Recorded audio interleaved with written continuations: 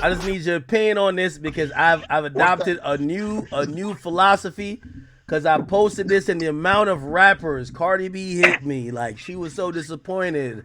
Boosie's in the comments. Everybody was so disappointed that the father, the Ksoo's father testified on him. And my thing is, why are people so shocked? I feel like snitching and street shit go hand in hand. It's like peanut butter and jelly. Like, why are people acting like it's so rare that you see somebody cooperating? If I've been covering cases now for a while, it feels like there's gonna be a snitch. Bro, listen, I just told Tone Trump, you know, out of Philly. Yeah. I said, Tone, this is what I got a problem with. I said, street niggas is saying wax out of line by exposing people on the internet. I said, now, when has it ever been an issue with us exposing a rat? He said, but Wack, they say it on the internet. I said, yeah, that brings the awareness to everybody. I said, but you know why they're so scared? They got a problem because all of these dudes are suspect that we're going to expose them. We just don't know. This dude has already been a cooperator. You didn't hear him?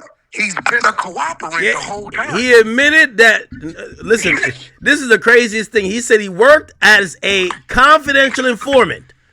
So that's why he was free. Then when he got locked up, he was facing life. There was a law that helped him, but then he cooperated again.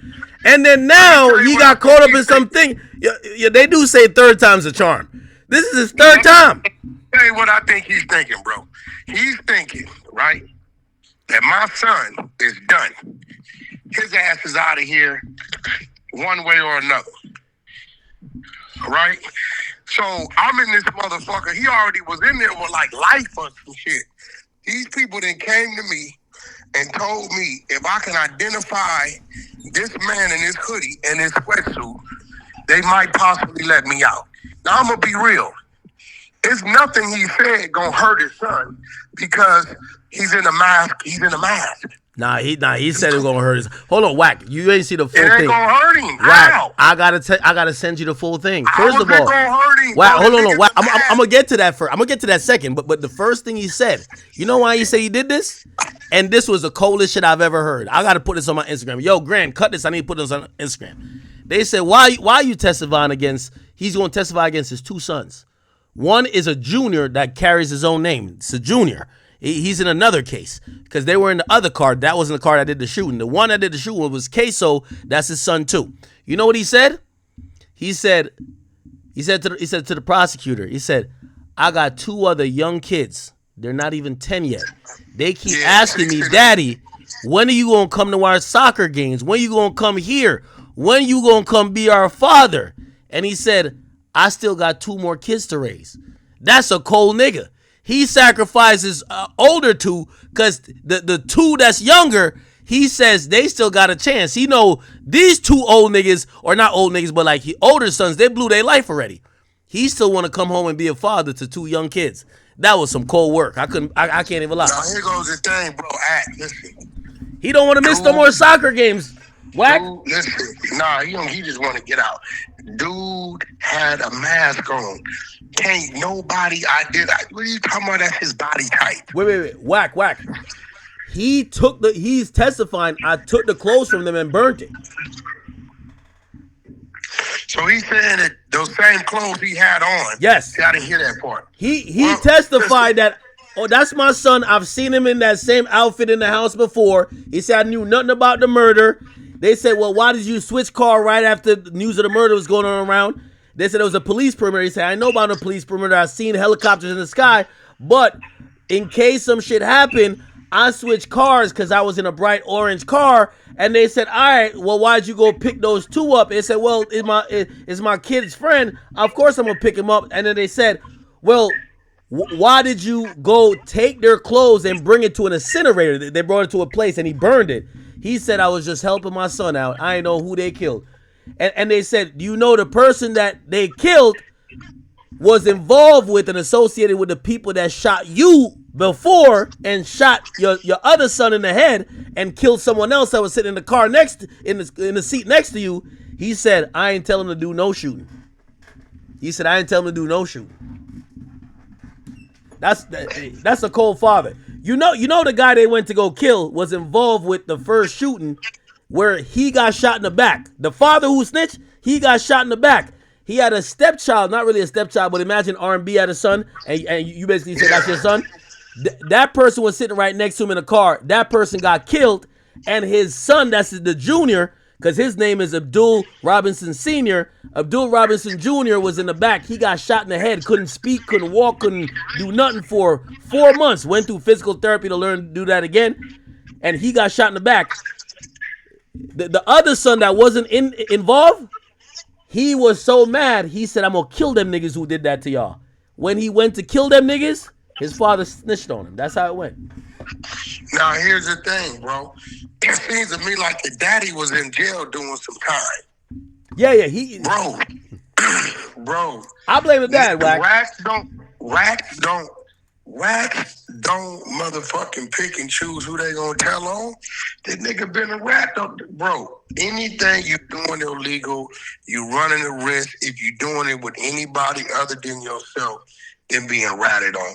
Brother, mother, father, homie, it don't matter. Girlfriend, wife.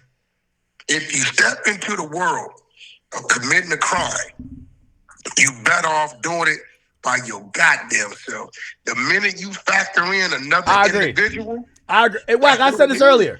I don't know if you was listening. I said this. I said, I don't know why people complain about snitches and they do crimes where they have their girlfriend involved. They doing it with 5 other niggas. They doing it with, no, they gang.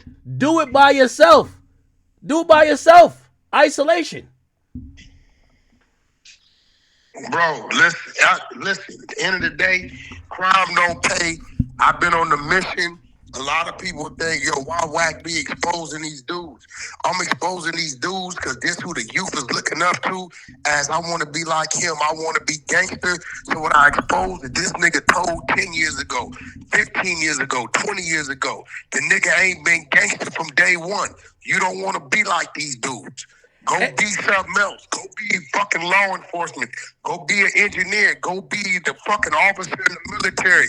All these dudes, 70% of these dudes in these gangs are homosexuals or motherfucking secluded rats, right?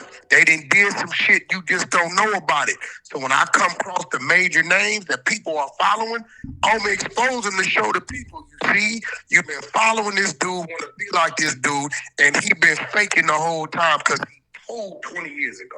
And this is just what we know about. When a nigga tell 20 years ago, he probably told prior to that. It's over with. Wack, what did you think about I heard you talking of Freeway Ricky Ross, and he said, I don't regret none of that shit. And you were like, you don't regret it?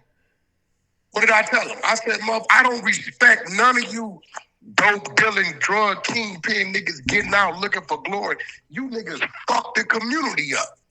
You niggas made $5 million selling motherfucking pregnant women cocaine, turning young kids out, and then spend $5,000 giving out turkeys, and you supposed to be the hero. But you just fucked up 5 decades of motherfucking bloodline. Cause now she pregnant, gave birth to a crack baby born. He's slow. He get motherfucking depressed, stressed out. He on drugs. This how this work. You heard that nigga say? That nigga said crack never affected the baby, only liquor.